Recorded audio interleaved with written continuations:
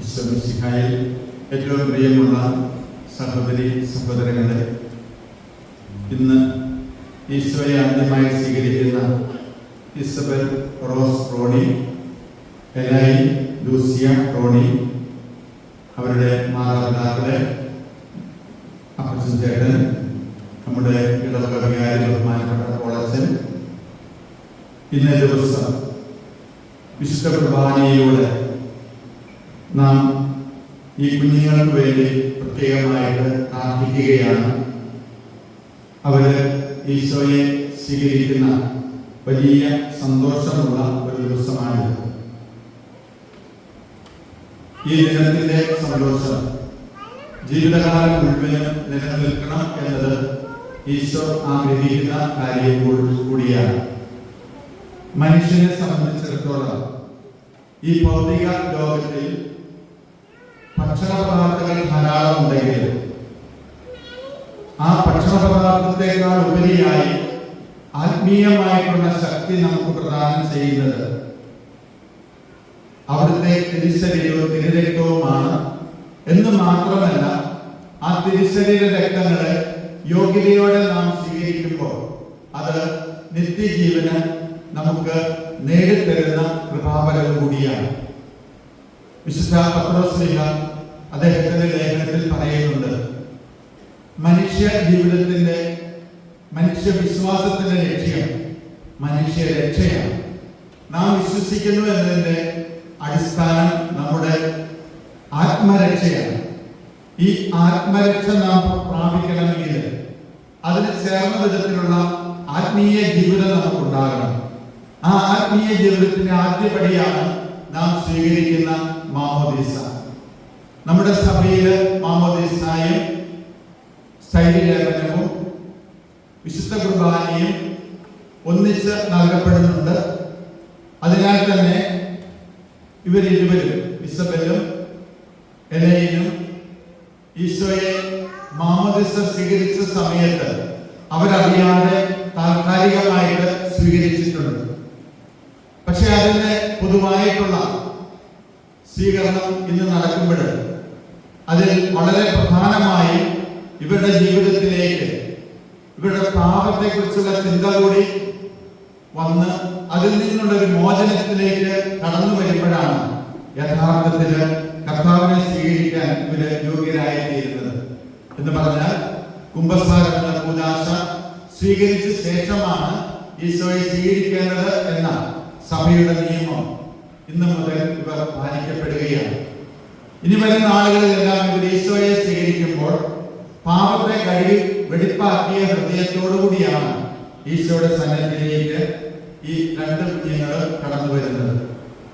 ഈ ആത്മാക്കളെ ദൈവത്തിരുസന്നിധിയിൽ നമ്മൾ സമർപ്പിക്കുമ്പോൾ, പ്രത്യേകിച്ചും ഇവരുടെ വല്യപ്പനായ അപ്പച്ചൻ ചേട്ടനും മകൻ റോണിയും അമ്മ ഷെറിനും എല്ലാം ഇവർക്ക് നല്ല വഴികാട്ടികളായി വിശ്വാസ ജീവിതത്തിലേക്ക് മുന്നോട്ട് പോകാൻ ഇവരെ പ്രേരിപ്പിക്കുന്ന ഘടകങ്ങളാണ്.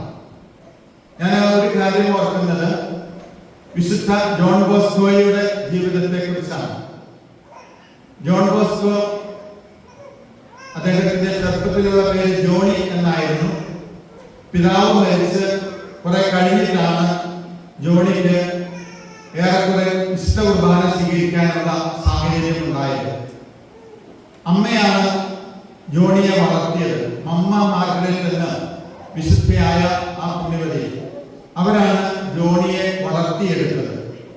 ജോണിയെ മാത്രമല്ല, 4 മറ്റ് സഹോദരങ്ങളുണ്ട്. പക്ഷേ ഈ സഹോദരങ്ങളെല്ലാം അവരവരുടേതായ രീതിയിൽ ചെറുപ്പം മുതലേ വളർന്നു വന്നെങ്കിലും ജോണി എന്ന പിന്നീട് വിശുദ്ധനായ ഡോൺ ബോസ്കോ തീരെ അനുസരണമില്ലാത്ത ഒരു കുട്ടിയാണ്. നല്ല വസ്ത്രധാരണമില്ലാത്ത ഒരു കുട്ടിയാണ്. തലമുടി ചീകി വെക്കാത്ത ഒരു കുട്ടിയാണ്. കൂട്ടുകാരോട് നിരന്തരം വഴക്കും അസ്വസ്ഥതകളും എല്ലാം ഉണ്ടാക്കിക്കൊണ്ടിരിക്കുന്ന ഒരു മകനാണ്.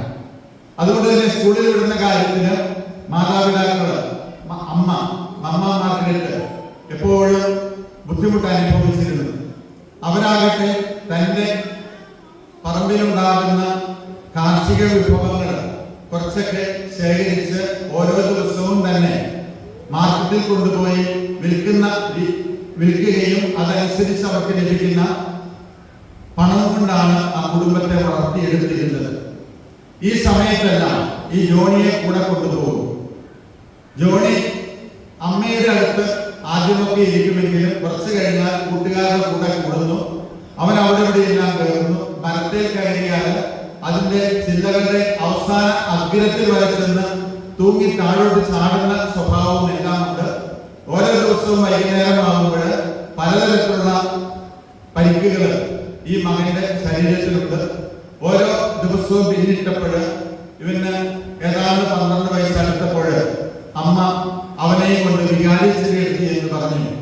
അച്ഛാ, ഇവൻ വളരെ കുസൃതിയാണ്, ആരുടെയും നിയന്ത്രണത്തിൽ നിൽക്കുന്നുമില്ല. ഇവന് ഒരു മതവിശ്വാസമോ കാര്യങ്ങളോ ഒന്നും വേദപാഠമോ ഒന്നും പറഞ്ഞു കൊടുക്കാൻ എന്നെ കൊണ്ട് സാധിക്കുന്നുമില്ല. ഞാൻ അതുകൊണ്ട് അച്ഛന്റെ അടുത്ത് നിർത്തിക്കോട്ടെ എന്ന് ചോദിച്ചു. ഇറ്റലിയിലെ ടൂറിൻ എന്ന് പറയുന്ന സ്ഥലത്താണ് അവരുടെ വീട്. അവിടെ അച്ഛൻ ആ മകനെ തന്റെ കൂട്ടത്തിൽ തന്നെ സ്വീകരിച്ചുകൊണ്ട് അമ്മയോട് പറഞ്ഞു, ഞാൻ സമയമാകുമ്പോൾ പറഞ്ഞേക്കാം, ഇവന് ഈശോയെ കൊടുക്കണം. ആ സമയമാകുമ്പോൾ നീ വന്നാൽ മതി. അതനുസരിച്ച് ഏതാനും നാളുകളിലേക്ക്, മാസങ്ങളിലേക്ക് അവന് വേണ്ട പരിശീലനം അച്ഛൻ കൊടുക്കുകയും കുർബാന സ്വീകരണത്തിന് അവൻ യോഗ്യനാണെന്നും അവന്റെ സ്വഭാവത്തിൽ ഒരുപാട് മാറ്റം വന്നിട്ടുണ്ടെന്നും മമ്മ മാർഗരറ്റിനെ വിളിച്ചു പറഞ്ഞു. മമ്മ മാർഗരറ്റ് അവനെ വീട്ടിൽ കൊണ്ടുപോയി ആദ്യ കുർബാന സ്വീകരിക്കുന്നതിന് വേണ്ടിയിട്ടുള്ള വസ്ത്രങ്ങളെല്ലാം പുതുതായിട്ട് എടുത്ത് അവന് നൽകി. അതെല്ലാം കണ്ടപ്പോൾ അവൻ ആകപ്പാട് ഒരു അസ്വസ്ഥതയായി. ഏതൊക്കെ കാര്യങ്ങളിൽ നിന്ന് ഞാൻ വിട്ടുപോകേണ്ടതുണ്ട് എന്ന് അവൻ തിരിച്ചറിയുന്നു. അതിനുശേഷം വീട്ടിൽ നിന്ന് ആദ്യ കുർബാന സ്വീകരിക്കുന്നതിന് വേണ്ടി പള്ളിയിലേക്ക് പോരുന്ന സന്ദർഭം ഞാൻ ഏറ്റവും ചുരുക്കമായിട്ടാണ് ഇതെല്ലാം പറയുന്നത്. ആ പള്ളിയിലേക്ക് പോരുന്നത് തന്നെ ഒരു അരമണിക്കൂർ യാത്രയുണ്ട്. ഇന്നത്തേതുപോലെ ഒരു ഓട്ടോറിക്ഷ പോലും ഇല്ലാത്ത ഒരു കാലഘട്ടത്തിൽ 1815 അവൻ അമ്മയുടെ കൂടെ പള്ളിയിലേക്ക് പോരുകയാണ്. പോരുന്ന വഴിക്ക് ആ അമ്മ ചില കാര്യങ്ങൾ അവന് പറഞ്ഞു കൊടുത്തു. പ്രധാനപ്പെട്ട കാര്യം ഇതാണ്: ജോണി, നീ ഇന്ന് ഈശോയെ സ്വീകരിക്കാൻ പോവുകയാണ്. ഈശോയെ സ്വീകരിക്കുന്ന നീ ഇനിമേൽ പാപം ചെയ്യരുത് എന്ന് ഞാൻ പറഞ്ഞാൽ ചിലപ്പോൾ നീ പാപം ചെയ്തെന്ന് വരാം. പക്ഷേ അതിനുള്ള മാർഗമാണ് കുമ്പസാരം. എങ്കിലും കുമ്പസാരമുണ്ട് എന്ന് വിചാരിച്ച് നീ പാപം ചെയ്യരുത്. രണ്ടാമത്തെ കാര്യം, നീ എന്നും ദേവാലയത്തിൽ പോകണം, വിശുദ്ധ കുർബാനയിൽ പങ്കുചേരണം, ഈശോയെ സ്വീകരിക്കണം. മൂന്നാമത്തെ കാര്യം, നീ വേദപാഠത്തിന് കൃത്യമായിട്ട് പോകണം. നാലാമത്തേത്, നീ സത്യസന്ധത പുലർത്തണം. അഞ്ചാമത്തേത്, നീ മുതിർന്ന ആളുകളെ ബഹുമാനിക്കണം. ഇത്രയും കാര്യങ്ങൾ പള്ളിയിലേക്ക് പോകുന്ന വഴിക്ക് അമ്മ പറഞ്ഞു കൊടുത്തു. ദീർഘനാളുകൾക്ക് ശേഷം തന്റെ മകനെ അടുത്ത് കിട്ടിയപ്പോൾ ആ സമയം ജോണിയെ സംബന്ധിച്ചിടത്തോളം ഇതെല്ലാം സ്വീകരിക്കാൻ പറ്റിയ ഒരു മാനസിക അവസ്ഥയിലായിരുന്നു താൻ. കാരണം അച്ഛന്റെ കൂടെ താമസിച്ച് തെറ്റുകുറ്റങ്ങളൊക്കെ തിരിച്ചറിഞ്ഞ് കുമ്പസാരിച്ച് പാപത്തിൽ നിന്ന് മോചനം നേടിയ ഒരു സന്ദർഭത്തില് ആ അമ്മ പറഞ്ഞു കൊടുത്ത കാര്യങ്ങളെല്ലാം അവൻ ഉൾക്കൊണ്ടു. അതിനുശേഷം ജോണി നന്നാകാൻ തുടങ്ങി. ജോൺ ബോസ്കോ അദ്ദേഹത്തിന്റെ പുസ്തകത്തിൽ എഴുതിയിരിക്കുന്നത്, അന്ന് മുതൽ ഞാൻ നന്നാകാൻ തുടങ്ങി. എന്റെ അമ്മ എനിക്കൊരു പാഠപുസ്തകമായിരുന്നു. ആ അമ്മയോട് കൂടെ പിന്നീടുള്ള കാലം ജീവിക്കുകയും ചെയ്തു. വൈദികനായതിനു ശേഷം ഏറ്റവും പ്രധാനപ്പെട്ട കാര്യം പട്ടണത്തിലുള്ള അലമ്പി നടക്കുന്ന കുട്ടികളെ എല്ലാം കൂട്ടി അവർക്ക് വേണ്ടിയിട്ട് വീടുകൾ നിർമ്മിക്കാനും അവർക്ക് പഠന സൗകര്യം ഒരുക്കാനും അവരെ വളർത്തിയെടുക്കാനുമുള്ള പരിശ്രമത്തിലേക്ക് മാറി. ആ കൂട്ടത്തിൽ മമ്മ മാർഗരറ്റും കൂടി അങ്ങനെ ഒരു പുതിയ സംസ്കാരം പ്രത്യേകിച്ചും അനാഥരായ കുട്ടികൾക്ക് നൽകുവാനായിട്ട് സഭയിൽ ആദ്യമായിട്ട് അനാഥ മന്ദിരങ്ങൾ ആരംഭിച്ചത് ഈ ജോൺ ബോസ്കോയാണ് എന്നത് ചരിത്രം സാക്ഷ്യപ്പെടുത്തുന്ന കാര്യമാണ്. ഇതെല്ലാം ജോൺ ബോസ്കോയെ പുതിയൊരു മനുഷ്യനായിട്ട് മാറി. ഈശോയെ സ്വീകരിച്ചു കഴിഞ്ഞപ്പോൾ അയാളുടെ ഉള്ളിൽ, ആ ബാലന്റെ ഉള്ളിൽ ഒരു മാറ്റത്തിനുള്ള താല്പര്യമുണ്ടായി. അമ്മ പറഞ്ഞു കൊടുത്തതെല്ലാം ഉൾക്കൊള്ളാനായിട്ട് ഈ മകന് സാധിച്ചു. പിന്നീടുള്ള ജീവിതാവസ്ഥയിൽ ജോൺ ബോസ്കോ പറയുന്നത്, അമ്മയെ ഞാൻ എൻ്റെ പാഠപുസ്തകമായിട്ട് കണക്കാക്കി. അമ്മ പറയുന്നത് മുഴുവൻ ഞാൻ സ്വീകരിക്കുകയും ചെയ്തു. വിശുദ്ധ ജോൺ ബോസ്കോയെ പോലെ അനേകം കൊച്ചു വിശുദ്ധരുണ്ട് നമുക്ക്. അവരൊക്കെയും ഈശോയെ സ്വീകരിക്കുന്നതിന് വേണ്ടി തങ്ങളുടെ ജീവിതത്തെ വളരെയേറെ തിന്മകളിൽ നിന്ന് മാറ്റിയെടുത്ത് വിശുദ്ധമായിട്ടുള്ള ജീവിതത്തിലേക്ക് കടന്നു വന്നവരാണ്. വിശുദ്ധ ജോൺ ബെർക്ക്മാൻസ് എന്ന് പറയുന്ന വിശുദ്ധൻ ചെറുപ്പത്തിൽ തന്നെ മരിച്ചു പോയതാണ്. അദ്ദേഹത്തിന്റെ ജീവിതത്തിൽ 3 കാര്യങ്ങളാണ് അദ്ദേഹം ജീവിതത്തിൽ പഠിച്ചത്. ഒന്ന്, അനുസരണം. അതിനുവേണ്ടി അദ്ദേഹം ഒരു വൈദികനാകാൻ പരിശ്രമിച്ചു. പക്ഷേ അതിനിടയിൽ അദ്ദേഹം മരിച്ചുപോയി രോഗകാലം. അതുകൊണ്ട് ആശ്രമത്തിന്റെ ജീവിതചര്യയെല്ലാം നിയമങ്ങളെല്ലാം എഴുതിയിരിക്കുന്ന പുസ്തകം എപ്പോഴും കയ്യിൽ സൂക്ഷിച്ചു. രണ്ടാമത്തേത് ജപമാല എപ്പോഴും കയ്യിൽ സൂക്ഷിച്ചു. മൂന്നാമത്തേത് വിശുദ്ധ കുരിശ്. ഈ 3മാണ് തന്റെ ജീവിതത്തിന്റെ കേന്ദ്രം, വിശ്വാസത്തിന്റെ ജീവിതം നയിക്കുന്നതിന് എന്നെ സഹായിക്കുന്നത് എന്ന് പറഞ്ഞുകൊണ്ടാണ് അദ്ദേഹം ആ സഭയിൽ ഉള്ള ജീവിതം നയിച്ച് 24-ാമത്തെ വയസ്സിൽ ഈ ലോകത്തിൽ നിന്ന് വേർപെട്ടു പോകുന്നത്. അൽപായ ശുശ്രൂഷയുടെ മധ്യസ്ഥനായി മാറിയ ജോൺ ബോസ്കോ, വിശുദ്ധ ജോൺ ബെർക്ക്മാൻസ് തന്റെ ജീവിതം കൊണ്ട് വലിയ ഒരു മാറ്റത്തിന് മറ്റു കുട്ടികൾക്കും അതുപോലെ തന്നെ മുതിർന്നവർക്കും കാരണമായി തീർന്ന ഒരു പുണ്യവാനാണ് എന്ന് അദ്ദേഹത്തിന്റെ ജീവചരിത്രം പറയുന്നത്. വിശുദ്ധ കൊച്ചുദർശിയാകട്ടെ ഈശോയെ സ്വീകരിച്ചത് മുതൽ ഇനി ഒരിക്കലും ജീവിതത്തിൽ പാപം ചെയ്യുകയില്ല. നേരത്തെ തന്നെ തീരുമാനമെടുത്തതാണെങ്കിലും 3-ാമത്തെ വയസ്സ് മുതൽ അതിനുള്ള പരിശ്രമം നടത്തിയിരുന്നെങ്കിലും ഈശോയെ സ്വീകരിച്ചു കഴിഞ്ഞപ്പോഴേക്കും തന്റെ ജീവിതത്തിൽ മാറ്റങ്ങൾ വരുത്താനായിട്ട് വിശുദ്ധ കൊച്ചുദർശിയായി സാധിച്ചു. ഞാൻ ഈ വിശുദ്ധന്റെയൊക്കെ ജീവചരിത്രം ഇപ്പോൾ ഇവിടെ പറയുന്നത് ഈ 2 കുഞ്ഞുങ്ങളെ സംബന്ധിച്ചും അവരുടെ ജീവിതം വലിയ ഒരു പ്രശ്നങ്ങളുടെയും പ്രതിസന്ധികളുടെയും ഒക്കെയുള്ള കാലഘട്ടത്തിൻ്റെതാണ്. കാരണം ആത്മീയമായിട്ട് വളരാനുള്ള സാഹചര്യങ്ങൾ നമ്മുടെ പൊതുസമൂഹത്തിൽ ഇന്ന് സാധ്യമല്ലാത്ത അവസ്ഥയിലാണ്. പ്രത്യേകിച്ചും സോഷ്യൽ മീഡിയ വളരുന്ന ഒരു കാലഘട്ടത്തിൽ മൊബൈൽ ഫോണിന് അടിപ്പെട്ടു പോകുന്ന നമ്മുടെ കുഞ്ഞുങ്ങളും യുവത്വങ്ങളും എല്ലാം തിന്മയുടെ സാധ്യതകളിലേക്ക് അനുദിനം കടന്നു പോയിക്കൊണ്ടിരിക്കുകയാണ്. ആ ഒരു സാഹചര്യത്തിൽ നമ്മളെല്ലാം ഈശോയെ സ്വീകരിച്ചവരാണെങ്കിലും കർത്താവിന് നിരക്കാത്തതൊന്നും ചെയ്യരുത് എന്ന് നമ്മൾ പഠിച്ചിട്ടുണ്ടെങ്കിലും അറിഞ്ഞും അറിയാതെയും എല്ലാം ഈ പാപത്തിൻ്റെതായ ബന്ധനത്തിലേക്ക് കടന്നു പോവുകയാണ്. ആ പാപത്തിൽ നിന്ന് സാധ്യമാകും വിധമെല്ലാം മോചനം നേടിക്കൊണ്ടുള്ള ഒരു ജീവിതമാണ് ക്രിസ്തീയ ജീവിതം എന്നുള്ളത്, വിശ്വാസ ജീവിതം എന്നുള്ളത്. ആ ഒരു വിശ്വാസ ജീവിത ശക്തിയിലേക്കാണ് ഈ കുഞ്ഞുങ്ങൾ വളരേണ്ടിയിരിക്കുന്നത്. അവർ ചെല്ലുന്ന സ്ഥലങ്ങളിലും സ്കൂളുകളിലും മറ്റ് മേഖലകളിലും എല്ലാം ദൈവത്തിന്റെ കൃപാ കടാക്ഷം ഇവരുടെ കൂടെ ഉണ്ടാകണം. അപ്പൊ അവർക്ക് വേണ്ടി നാം എല്ലാവരും ഇന്ന ദിവസം പ്രാർത്ഥിക്കുകയും ചെയ്യണം. അടുത്ത ഞായറാഴ്ച പന്തക്കുസ്ത തിരുനാളാണ്. പരിശുദ്ധാത്മാവിനെ ഒന്നുകൂടി നമ്മൾ സ്വീകരിക്കുന്ന ആ സന്ദർഭത്തിൽ ഇവരുടെ ഹൃദയത്തില് ദൈവത്തിന്റെ ആത്മാവ് ശക്തമായിട്ടുണ്ടാകണം. അതുപോലെ തന്നെ ഇന്ന് നമ്മൾ വായിച്ചു കേട്ട തിരുവചന ഭാഗങ്ങളിൽ പ്രത്യേകിച്ചും നിയമാവർത്തന പുസ്തകത്തിന്റെ 6-ാം അധ്യായത്തിൽ നിന്ന് ഇവിടെ വായിച്ചു. ആ വായനയിൽ പ്രത്യേകമായിട്ട് എടുത്തു പറയുന്നത് നിന്റെ ദൈവമായ കർത്താവിനെ പൂർണ്ണ ഹൃദയത്തോടും പൂർണ്ണ ആത്മാവോടും പൂർണ്ണ ശക്തിയോടും പൂർണ്ണ മനസ്സോടും കൂടെ നീ സ്നേഹിക്കണം. ഈശോയെ സ്നേഹിക്കുന്ന ഓരോരുത്തരോടും ഈശോ പറയുന്ന കാര്യവും അതാണ്. പൂർണ്ണ ഹൃദയത്തോടും പൂർണ്ണ ആത്മാവോടും പൂർണ്ണ ശക്തിയോടും പൂർണ്ണ മനസ്സോടും കൂടെ ഈശോയെ സ്വീകരിക്കണം. ആ ഈശോയെ സ്വീകരിച്ചിരിക്കുന്ന നമ്മൾ എപ്പോഴും ആ ഈശോയുടെ ഒപ്പമാണ് ജീവിക്കുന്നതെന്ന് അനുദിനം പര്യാലോചന ചെയ്യേണ്ടതാണ്, ആത്മപരിശോധന ചെയ്യേണ്ടതാണ്. ഈശോയ്ക്ക് നിരക്കാത്തതൊന്നും ജീവിതത്തിൽ ഉണ്ടാകാൻ പാടില്ല എന്ന് എപ്പോഴും ഈ കുഞ്ഞുങ്ങൾ മനസ്സിലാക്കിയിരിക്കണം എന്നാണ് ഞാൻ ആഗ്രഹിക്കുന്നതും പ്രാർത്ഥിക്കുന്നതും. ഞാൻ അവസാനിപ്പിക്കുമ്പോൾ ഒരു ചെറിയ സംഭവം കൂടി പറഞ്ഞ് തീർക്കുകയാണ്. വിശുദ്ധ കുർബാന നാം സ്വീകരിക്കുമ്പോൾ ആ കുർബാന സ്വീകരണം നമുക്കെന്നും ഒരു ആഹാരമാണ്, ആത്മീയമായിട്ടുള്ള ആഹാരം. നമ്മുടെ ജീവിതത്തെ തിന്മയിലേക്ക് നയിക്കാതെ വിശുദ്ധിയിൽ നിലനിർത്തുന്ന ആഹാരമാണ്. ഈശോ പറയുന്നുണ്ട്, ഈ ശരീരം ഭക്ഷിക്കുകയും ഈ രക്തം പാനം ചെയ്യുകയും ചെയ്യുന്നവന് നിത്യജീവനുണ്ട്.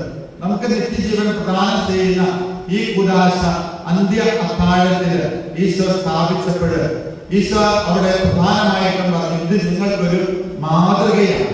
അവിടുന്ന് ശിഷ്യന്മാരുടെ പാദങ്ങൾ കഴുകിക്കൊണ്ട് ആ മാതൃക നൽകുകയും അതോടൊപ്പം തന്നെ ഈ കൂദാശ വിശുദ്ധ കുർബാനയും അതുപോലെ തന്നെ പൗരോഹിത്യവും സ്ഥാപിക്കുകയും ചെയ്തു.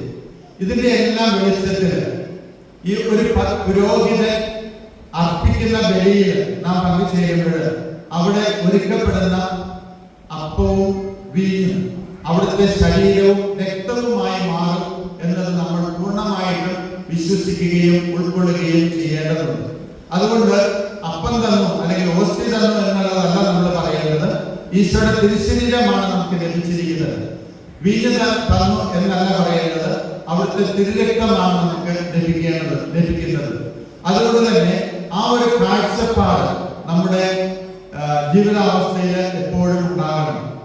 1975 ഓഗസ്റ്റ് മാസം 15-ാം തീയതി വിയറ്റ്നാമില് ഒരു മെത്രാൻ അറസ്റ്റ് ചെയ്യപ്പെട്ടു. ആ കാലഘട്ടത്തിൽ വിയറ്റ്നാം ഒരു കമ്മ്യൂണിസ്റ്റ് ഭരണത്തിലായിരുന്നു.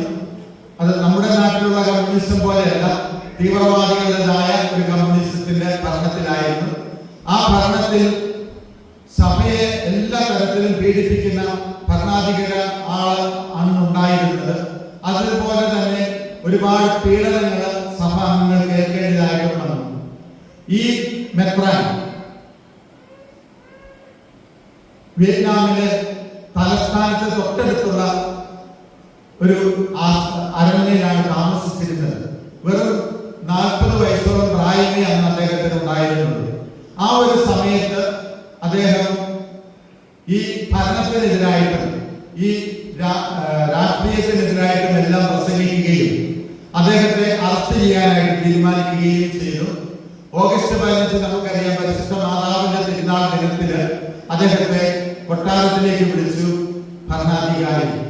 കൊട്ടാരത്തിൽ ചെന്നപ്പോൾ അദ്ദേഹത്തോട് താങ്കൾ ഇങ്ങനെ ഞങ്ങൾക്കെതിരായിട്ട് പ്രസംഗിക്കുകയും ഞങ്ങളെ അധിക്ഷേപിക്കുകയും എല്ലാം ചെയ്യുന്നത് കൊണ്ട് താങ്കൾക്ക് ഒരു വൈദികനായിരിക്കാനുള്ള യോഗ്യത പോലും ഞാൻ കൽപ്പിക്കുന്നില്ല, അതുകൊണ്ട് താങ്കളെ ഞാൻ അറസ്റ്റ് ചെയ്തിരിക്കുന്നു എന്ന് അന്നത്തെ പ്രസിഡന്റ് അദ്ദേഹത്തോട് പറയുകയും യാതൊരു തരത്തിലുള്ള മറ്റൊന്നും ഒരു സാധനം പോലും എടുക്കാതെ ഒരു മെത്രാൻ ആ സമൂഹത്തിന് മുൻപിൽ നിൽക്കുകയും ചെയ്തു. അന്നത്തെ ഭരണാധികാരി വളരെ സൂക്ഷ്മമായിട്ട് തീരുമാനമെടുത്തതാണ്. എല്ലാവരും ഇരിക്കെ തന്നെ, പട്ടണത്തിലെ പ്രധാനപ്പെട്ട ആളുകളെല്ലാം ഇരിക്കെ തന്നെ അദ്ദേഹത്തെ അറസ്റ്റ് ചെയ്യുമ്പോൾ ബഹളം ഉണ്ടാകത്തില്ല എന്നും അദ്ദേഹം തിരിച്ചറിഞ്ഞു. അതിനുശേഷം അദ്ദേഹത്തെ തടവറയിലേക്ക് അയക്കുകയും ചെയ്തു.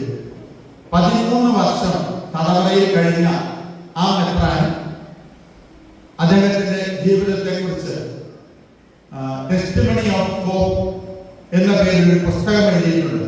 ആ പുസ്തകത്തിൽ അദ്ദേഹം പറയുകയാണ്, ഞാൻ ഈ 13 വർഷം എങ്ങനെ തടവറയിൽ കഴിഞ്ഞുവെന്ന് നിങ്ങൾ അറിയണം. ഞാൻ കഴിഞ്ഞത് മുഴുവനും ഈശോയെ സ്വീകരിച്ചുകൊണ്ടാണ്.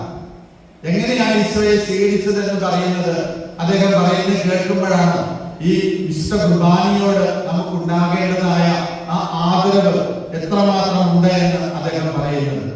അതായത് അദ്ദേഹത്തെ അറസ്റ്റ് ചെയ്ത് ജയിലിലേക്ക് അടയ്ക്കുമ്പോൾ ഇട്ടിരുന്ന ലോഹിക്കുള്ളിലുള്ള ഒരു കൊന്തയിൽ മാത്രമേ ഉള്ളൂ. മറ്റൊന്നും സ്വന്തമായിട്ട് അദ്ദേഹം എടുത്തിരുന്നില്ല. ഒരു പ്രതീക്ഷയുമില്ലായിരുന്നു അങ്ങനെ ഒരു സംഭവം ഉണ്ടാകുമെന്ന്. അതുകൊണ്ട് ജയിലർ വന്ന് മെത്രാനോട് ചോദിച്ചു, ഫ്രാൻസിസ് വാൻകുവാൻ എന്ന ബിഷപ്പിനോട് ചോദിക്കുകയാണ്, താങ്കൾക്ക് എന്തെങ്കിലും അരമനയിൽ നിന്ന് എടുക്കാനുണ്ടോ? ബിഷപ്പ് വാൻകുവാൻ തന്നോട് വന്ന് ചോദിച്ച ആളിനോട് പറഞ്ഞു, താങ്കൾ ഞാൻ തരുന്ന ഒരു കുറിപ്പ് കൊണ്ടുപോയി എന്റെ സെക്രട്ടറി അച്ഛനെ കൊടുക്കണം. അദ്ദേഹം തരുന്ന വസ്ത്രങ്ങളും എന്റെ ആവശ്യത്തിനുള്ള മരുന്നും എടുത്തുകൊണ്ട് പോരുക. പിതാവ് ഇത്രയും എഴുതി വെച്ചു, എന്റെ മരുന്ന് നീ കൊടുത്തു വിടണം. ആ സെക്രട്ടറിന് മനസ്സിലായി. അദ്ദേഹം ഒരു ചെറിയ കുപ്പിക്കകത്ത് വീഞ്ഞ് കൊടുത്തു വിട്ടു. വസ്ത്രത്തിനുള്ളിൽ കുറച്ച് ഓസ്തിയും കൊടുത്തു വിട്ടു. ഈ ബിഷപ്പ് ഈ കാരാഗ്രഹത്തില് ഒരു വെളിച്ചം പോലും ഇല്ലാത്ത അവസ്ഥയിൽ 9 വർഷവും ബാക്കി വർഷങ്ങള് പുറത്തൊക്കെ ഇറങ്ങാനുള്ള അവസ്ഥയിലുമാണ് ജീവിച്ചത്. ആ 9 വർഷത്തെ കാരാഗ്രഹ അവസരങ്ങളിൽ അദ്ദേഹം രാവിലെ എഴുന്നേൽക്കുമ്പോൾ അദ്ദേഹത്തിന്റെ കത്തീഡ്രൽ പള്ളിയിലെ മണിയടി അദ്ദേഹം കേൾക്കുന്നു. ആ സമയത്ത് അദ്ദേഹം 2 തുള്ളി വീഞ്ഞെടുത്ത് തന്റെ ഇടത് കൈയിൽ ഒഴിക്കുന്നു. വലത് കൈയിൽ ഒരു ഓസ്തിയുടെ ചെറിയൊരു മുറി മാത്രം എടുത്ത് കയ്യിൽ പിടിക്കുന്നു. ലത്തീൻ ക്രമത്തിലായതുകൊണ്ട് ആ കുർബാന അർപ്പിക്കാൻ പ്രാർത്ഥനകളൊക്കെ തന്നെ അവർക്ക് വളരെ പരിചിതമാണ്. ആ കുർബാന അർപ്പിക്കുന്നത് അദ്ദേഹം ആ കാരാഗ്രഹത്തിൽ കിടന്നുകൊണ്ട് കാപ്പയില്ല, കാസായില്ല, പീലാസയില്ല, തിരുവസ്ത്രങ്ങളില്ല, ഇതുപോലുള്ള മേശയില്ല, ഒന്നുമില്ല, തിരികൾ പോലും ഇല്ലാത്ത ആ അവസ്ഥയിൽ അദ്ദേഹം ഇടത് കൈയിൽ 2 തുള്ളി വീഞ്ഞും വലത് കൈയിൽ തനിക്ക് കിട്ടിയ ഓസ്തിയുടെ ചെറിയൊരു അംശവും പിടിച്ചുകൊണ്ട് ആ പ്രാർത്ഥന മുഴുവൻ പൂർത്തിയാക്കി ഓരോ ദിവസവും അദ്ദേഹം ബലി അർപ്പിച്ചുകൊണ്ടിരുന്നു. എന്നും ബലി അർപ്പണം 2-3 മണിക്കൂർ നീണ്ടു നിൽക്കും. അദ്ദേഹത്തിന്റെ കണ്ണിൽ കൂടി ആ സമയത്തെല്ലാം കണ്ണീര് ഒഴുകിക്കൊണ്ടിരുന്നു. തനിക്ക് കിട്ടിയ ഒരു അവസ്ഥയെക്കുറിച്ച് അദ്ദേഹത്തിന് ഒരിക്കലും പരാതിയില്ല. പക്ഷേ തന്റെ ജനത്തെ കാണാനായിട്ട് സാധിക്കാതിരിക്കുന്നത്, അതേ സമയത്ത് തന്നെ ഈശോയെ അവിടുത്തെ തിരുശരീരവും തിരുരക്തവുമായിട്ട് ഓരോ ദിവസവും കണ്ടുമുട്ടാനുള്ള ആ സാഹചര്യം അദ്ദേഹം ജയിലിൽ നിന്ന് പുറത്തു വന്നപ്പോൾ പറഞ്ഞ ഏക കാര്യം അതാണ്. ഞാൻ അവിടെ ജീവിച്ചത് മുഴുവനും ഞാൻ ഓരോ ദിവസവും അർപ്പിച്ചിരുന്ന ആ കുർബാനയിലാണ്. ഈ പറയുന്ന ഒരു തിരുവോസ്തിയുടെ ഒരു ഭാഗം, അതുപോലെ വീഞ്ഞിൻ ഒരു 1-2 തുള്ളികൾ, അത് തിരുശരീരവും തിരുരക്തവുമാക്കി മാറ്റി അതിലൂടെ ശക്തി സംഭരിച്ച് ഒരു മനുഷ്യനെ പോലെ കാണാൻ സാധിക്കാത്ത ഒരു കാരാഗ്രഹത്തിൽ അദ്ദേഹം നാളുകളോളം കഴിഞ്ഞുകൂടി എന്നുള്ളത് ഒരു ജീവചരിത്രമായിട്ട് എഴുതിയിട്ടുണ്ട്. ഈ അടുത്ത കാലത്താണ് 2002 വർഷത്തിലാണ് അദ്ദേഹം മരിച്ചു പോകുന്നത്. അതുവരെയുള്ള കാലഘട്ടത്തിലെല്ലാം അദ്ദേഹം വലിയ ഒരു പോപ്പുലറായിട്ടുള്ള ഒരു രക്തസാക്ഷിയെ പോലെ ജീവിച്ച ഒരു വിശുദ്ധനായ വ്യക്തിത്വമായിരുന്നു ബിഷപ്പ് ഫ്രാൻസിസ് വാൻതുവാൻ.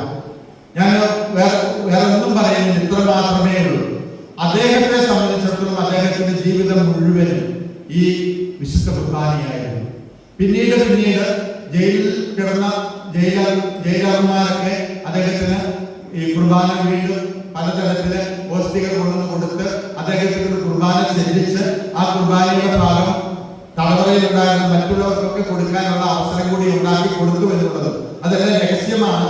അതെല്ലാം ആ കമ്മ്യൂണിസ്റ്റ് ഭരണകാലഘട്ടത്തിൽ അദ്ദേഹം ചെയ്തു. അവസാനം അദ്ദേഹം പുറത്തു വന്നെങ്കിലും അദ്ദേഹത്തെ വിയറ്റ്നാമിൽ താമസിക്കാനായിട്ട് സമ്മതിച്ചില്ല. അദ്ദേഹം റോമിലേക്ക് അദ്ദേഹത്തെ അയക്കുകയും അങ്ങനെ പരിശുദ്ധ പിതാവിന്റെ അടുത്ത് എന്ന് അദ്ദേഹം അവിടെ ബാക്കിയുള്ള കാലഘട്ടത്തിൽ ജീവിക്കുകയും ചെയ്തു എന്നുള്ളത് ഒരു ചരിത്ര വസ്തുതയാണ്. ടെസ്റ്റിമണി ഓഫ് പോപ്പ് എന്നുള്ള ആ പുസ്തകത്തിൽ എല്ലാം എഴുതി വെച്ചിട്ടുണ്ട്. ഞാനിപ്പോൾ സൂചിപ്പിക്കുന്നതാണ്, ഈ കുഞ്ഞുങ്ങളോടൊപ്പം നമ്മൾ വിശുദ്ധ കുർബാന സ്വീകരിക്കുന്നവരാണ്. നമുക്കും ഉണ്ടാകുന്ന ഒരു ബോധ്യം, ഇത് വെറും അപ്പവും വീഞ്ഞുമല്ല, ഇത് ഒരു വൈദികന് ഒരു പ്രാർത്ഥന ചെയ്യുമ്പോൾ മാറി വരുന്ന ഒരു അവസ്ഥയുമല്ല. ഇത് കർത്താവ് നമുക്കായിട്ട് നൽകിയിരിക്കുന്ന തിരുശരീരവും തിരുരക്തവുമാണ്. അവിടുന്ന് സ്വന്തം കൈകളില് അപ്പം എടുത്ത് ആശീർവദിച്ച് മുറിച്ച് ശിഷ്യന്മാർക്ക് കൊടുത്തു. അതുപോലെ തന്നെ കാസയിൽ വീഞ്ഞെടുത്ത് ആശീർവദിച്ച് അത് പാനം ചെയ്യാനായിട്ട് ശിഷ്യന്മാർക്ക് കൊടുത്തു. എന്നിട്ട് പറഞ്ഞത്, ഇത് എന്റെ ഓർമ്മയ്ക്കായി നിങ്ങൾ ചെയ്യണം എന്നുള്ളതാണ്. ആ കർത്താവിന്റെ ഓർമ്മ ആചരണമാണ് നമ്മൾ വിശുദ്ധ കുർബാനയിൽ ചെയ്യുന്നതും. അതുപോലെ ഈ കുഞ്ഞുങ്ങള് ഇനി വരുന്ന ദിവസങ്ങളിൽ ഈശോയെ സ്വീകരിക്കുമ്പോൾ അവരുടെ ഹൃദയത്തിൽ ഉണ്ടാകേണ്ടതും ഇത് കർത്താവിന്റെ ശരീരവും രക്തവുമാണ്. ആ ഒരു ബോധ്യത്തോടുകൂടെ ഇവർക്ക് നല്ല ജീവിതം ഉണ്ടാകട്ടെ എന്ന് ഞാൻ പ്രത്യേകമായിട്ട് ആശംസിക്കുന്നു. എനിക്ക് അറിയാവുന്ന ഒരു കുടുംബമാണിത്. മറ്റു ബന്ധങ്ങളൊന്നുമില്ല. ഷെറിന് സ്കൂളിൽ ഒരു അപ്പോയിന്റ്മെന്റ് കൊടുത്തു എന്നുള്ളൊരു ബന്ധവും ആ കാലഘട്ടത്തില് റോണിയെ പരിചയപ്പെട്ടതും അതുപോലെ തന്നെ അച്ഛനെയും അപ്പച്ചേട്ടനെയും ഒക്കെ പരിചയപ്പെട്ടതിന്റെ ഒരു ബന്ധം.